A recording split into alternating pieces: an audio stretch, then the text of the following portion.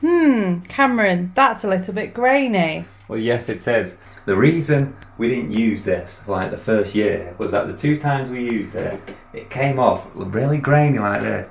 And it's not a texture of any kind of ice cream you would want to eat. Can you see that, Hannah?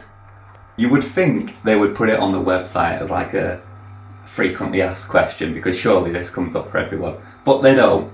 So the fix is, all you got to do basically, if you do it straight from the freezer to that, it goes grainy. You've got to leave it out for a designated time, which I guess will change from wherever you are. For us, in this household, leave it out for about 30 minutes, would you say? Yeah, about 30 minutes, Cameron. 30 minutes, spin it, it's fine.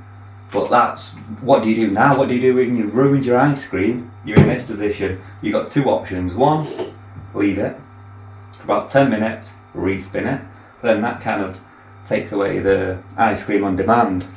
So what you can do as like a quick fix is you put a little bit of milk in there, and I mean like just that really. Back in here, lid back on, re-spin. Right, and then after your second re-spin, you should have nice, smooth ice cream.